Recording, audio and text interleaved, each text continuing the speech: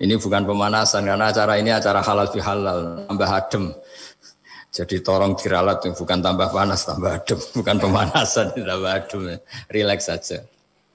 Begini ya, karena yang diutarakan Pak Kures tadi sudah luar biasa. Saya hanya membantu referensi di antara ciri wali Allah itu asyafaqah alal khalqi kullihim. Punya empati, punya kasih sayang ke semua makhluk.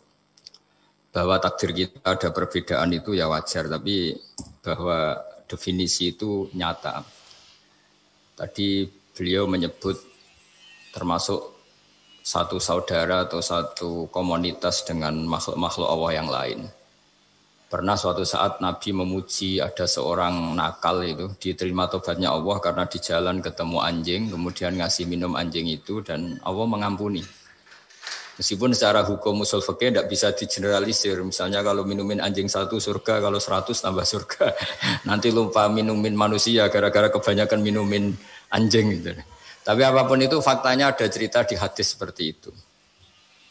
Kemudian menyangkut komunitas internasional yang beberapa diantaranya tentu beda agama, beda keyakinan. Saya mau membacakan cerita di kitab Ar-Risalah Al-Qushairiyah. Jadi saya hanya membantu referensi-referensi yang diajarkan guru-guru kita.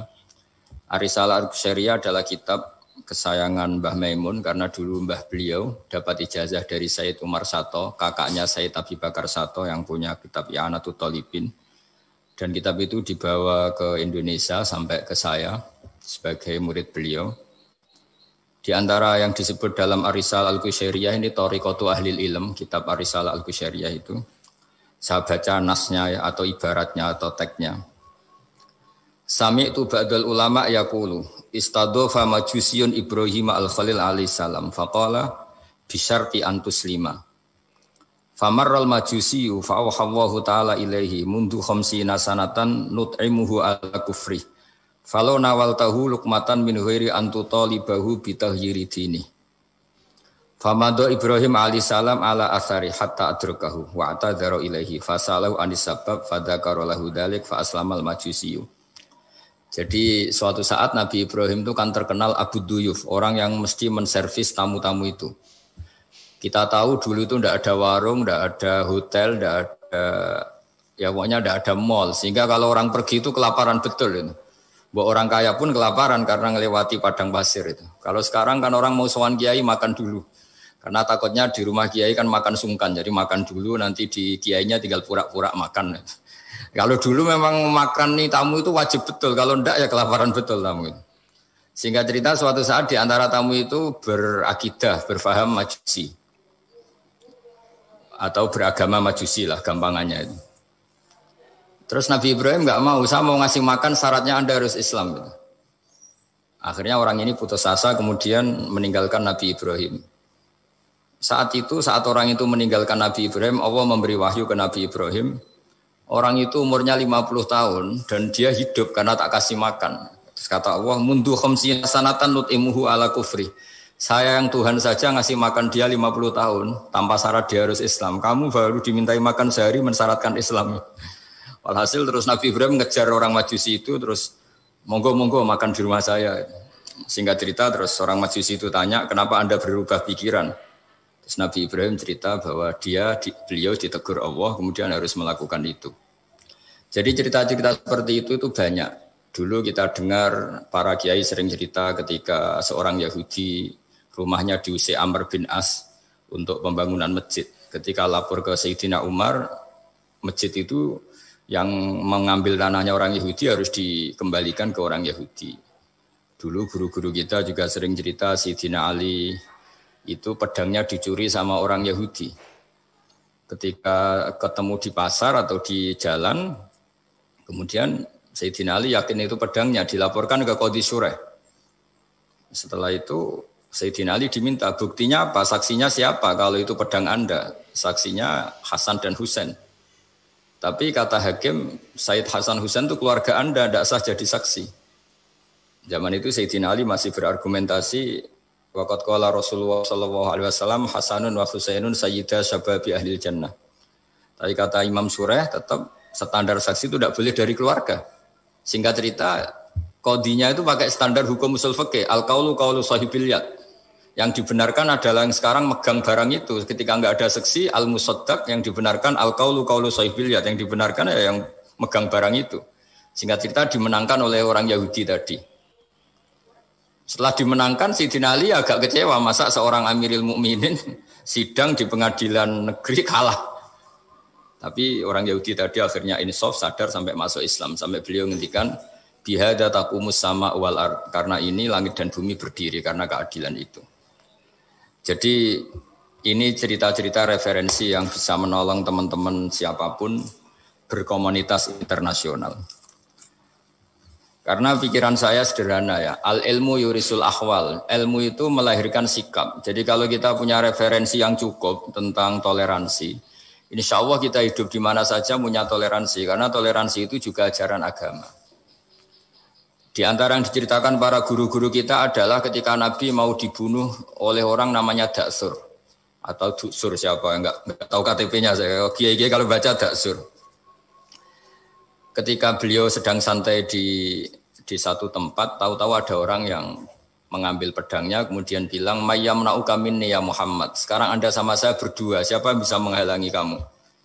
Nabi dengan rileks menghentikan Allah. Kemudian si Daksur ini gemetar, pedang jatuh. Kemudian diambil Nabi. Sekarang ya Daksur, mayyamna'uka minni, yang bisa menghalangi kamu siapa? Orang itu bilang la ahada, tidak siapapun. Nabi dengan gampangnya fa'afa'anhu, Nabi memaafkan. Padahal ini jenis harbi, jenis orang yang jelas punya niat bunuh. Terus artinya kita-kita yang ngaji di pesantren, saya ngaji di Mbah Maimun, punya Bapak Kiai Nur Salim, semuanya ngajarkan bahwa di mana-mana perang kekerasan itu ya karena kita diperangin. Udina lilladzina yuqatalun, karena kita diperangi kita boleh perang. Qatilul ladzina yuqatilunakum. Jadi yang boleh kita perangi ya zaman kayak kita dulu dijajah Belanda, dijajah Jepang zaman itu. Ketika sudah tidak ada penjajahan ya alasan itu sudah hilang karena mereka tidak merangi kita. Jadi apa ya, perang ya ada konteks rasionalitasnya, damai juga ada konteks rasionalitasnya. Tapi karena kita punya tradisi referensi, teman-teman yang di Jerman tak bantu, tadi ada kitab Ar-Risalah Al-Qushairiyah, terus ada beberapa cerita-cerita tadi kayak Daksir. Kalau ayatnya jelas ya, jelas qatilul ladzina yuqatilunakum wa in janahu lisalmi fajnah laha wa tawakkal 'ala Allah. Bahkan seperti yang diceritakan Profesor Quraisy tadi, yang sedang kita benci pun bisa saja suatu saat teman. Dalam surat Mumtahanah itu atau Mumtahinah ada ayat asawwau ayyaj'ala bainakum wa bainal ladzina ataitum minhum mawaddah. Bisa saja orang yang sekarang kamu benci suatu saat kamu cintai. Wallahu qadir, itu Allah Maha Kuasa. Dan tadi saya menambahkan yang dikatakan Profesor Quraisy tentang belajar. Dulu Nabi itu enggak puasa Asyura. Tapi ketika datang ke Medina, orang-orang Yahudi itu puasa Asyura. Coba tanyakan ke mereka, kenapa puasa tanggal 10? Terus mereka menjawab, yaumun najawwahu fi Musa, itu hari yang Allah menyelamatkan Nabi Musa. Terus fa'amara bisyami, kemudian Nabi menyuruh sahabat puasa. Artinya dulu itu segampang itu hidup, itu sesuatu yang baik apa, ya sudah ditiru. Meskipun kita tahu Nabi itu tentu mustaqil bil istihad, Nabi itu orang yang mandiri. Tapi memberi percontohan kita betapa gampangnya kita seperti itu. Dulu ada seorang Yahudiyah meminta sama Sayyidah Aisyah dan dikasih. Ketika dikasih, dia mendoakan semoga kamu Aisyah selamat dari siksa kubur. Zaman itu Sayyidah Aisyah itu belum tahu tentang siksa kubur sehingga beliau engkar, enggak percaya. Tapi setelah Rasulullah datang dan diceritanin, Nabi, oh iya siksa kubur itu ada. Dan semenjak itu Nabi selalu isti'adah minta perlindungan dari siksa kubur. Jadi dulu di komunitas-komunitas beda agama suatu yang benar ya dibenarkan. Makanya kaidah umum dalam interaksi antar agama itu la tusaddiquhum wa la tukadzibuhum, ya kamu jangan bilang iya, jangan-jangan enggak, ya jangan bilang tidak, jangan-jangan iya. Jadi aturan ilmunya jelas la tusaddiquhum wa la tukadzibuhum. Ya artinya sesuai referensi ilmu lah kira-kira begitu. Terus yang terakhir, ini saya mohon maaf sama komunitas di Jerman karena saya ini pura-puranya aja sibuk. Karena saya kira ini seberapa jam lagi saya ngajar ini. Nanti kalau saya tidak ngajar di sini yang mengundang agak-agak dosa. Jadi supaya sama-sama tidak dosa ini saya ya nuruti jenengan. Tapi ya karena saya ngajar ini juga yang datang orang macam-macam. Ada yang Kalimantan, Sumatera mau ngaji di sini. Ini seberapa jam lagi saya ngaji Sahih Muslim. Yang terakhir ini di halaman Kitabu Adabil Ulfa wal Ukhuwah, halaman 285 dalam Ihya Juz 2. Jadi kitab saya Juz 2. Mungkin kalau beda cetakan yang jelas ikut Kitabu Adabil Ulfa wal Ukhuwah. Di sini diterangkan oleh Imam Ghazali dengan beberapa riwayat yang disebut Al-Jironu Salasatun. Bertetangga itu ada 3. Jarun lahu hakun wahid, ada tetangga yang punya hanya 1 hak. Wajarun lahu hakoni, wajarun lahu salah satu hukukin. Terus beliau cerita yang punya 3 hak itu ya tetangga, ya seagama, ya masih ada hubungan kerabat. Yang punya 2 hak ya tetangga, ya seagama. Terus wa amal ladzi lahu hakun wahid fal jarul musyrik. Yang punya hak 1 itu tetangga yang beda agama. Jadi intinya tetap dikasih hak meskipun beda agama. Sampai diantaranya disebutkan juga di halaman 287. Imam Ghazali ngendikan beliau berfatwa dan beliau bercerita rawahu Umar bin Syu'aib an Nabi an Jaddih anin Nabi. Terus qala Mujahid kuntu inda Abdullah bin Umar wa ghulamun lahu yaslahu syatan faqala ya ghulam idza salakhta fabda bijarinal yahudi. Abdullah bin Umar itu sedang memasak kambing atau itu pembantunya ini sedang nguliti kambing. Itu pesannya Abdul bin Umar, ya ghulam, idza salahta fabda bijarinal yahudi. Nanti jangan lupa tetangga kita yang Yahudi. Ini di Ihya halaman 287. Hanya cerita kebaikan. Jadi cerita-cerita perang itu ya karena kita diperangin, tapi ya kalau kita dibaikin ya baik, itu ajaran Islam. Hatta qala dzalika miraron. Faqala lahu lima taqulu hadza. Ini pembantunya juga enggak langsung menerima. Kenapa? Saking enggak mau nerimanya diulang-ulang lagi oleh Abdullah bin Umar. Faqala inna Rasulullah sallallahu alaihi wasallam lam yazal yusina bil jar hatta khashina annahu sayuwarrithu. Kenapa engkau melakukan itu ya Abdullah bin Umar? Terus beliau menjawab, Rasulullah itu selalu berpesan untuk berbuat baik sama tetangga. Tadi kita tahu kalau tetangga punya 3 hak berarti seagama, ada hubungan kerabat, hakul jar berarti 3. Ada yang seagama dan tidak punya hubungan kerabat berarti punya 2 hak, yaitu 1 agama dan kerabat. Ada yang punya 1 hak saja, ya tidak keluarga, tidak seagama, tapi karena tetangga itu juga tetap punya hak. Dan itu pun masuk kategori lam yazal yusina bil jar, termasuk orang-orang yang harus kita baikin. Ya kalau di Qur'annya kayak tadi ya, qatilul ladzina yuqatilunakum, boleh merangi ya yang merangi kita. Udzina lil ladzina yuqatalun, diberi hak merangi ya sama yang merangi kita, bukan yang tidak merangi kita. Terus waqala Hisham, kanal hasanu la yara ba'san antut imal jarul yahudiyya wan nasraniyya min udkhiyatik. Bahkan sebagian ulama di sini disebut Hasan Basri berpendapat kalau berkorban, kalau punya tetangga Yahudi yang butuh, enggak apa-apa dikasih dagingnya. Ini di halaman Ihya 287, Juz 2. Jadi dari cerita-cerita itu dan referensi-referensi itu, teman-teman di Jerman enggak usah khawatir lah. Kalau kiai-kiai kayak kita itu berfatwa enggak boleh berkomunitas internasional, nanti takut begini-begini enggak lah. Kita bacanya ya sama seperti yang dibaca Profesor Kures, sama yang dibaca guru-guru kita.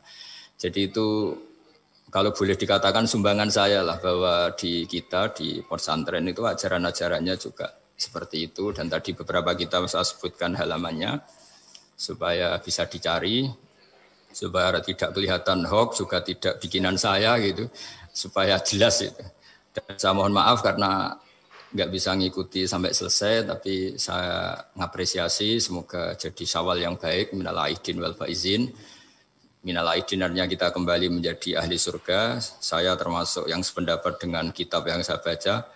Dulu kita ini ahli surga karena Nabi Adam lahirnya di surga dan diciptakan di surga. Karena satu kesalahan beliau harus kembali ke bumi.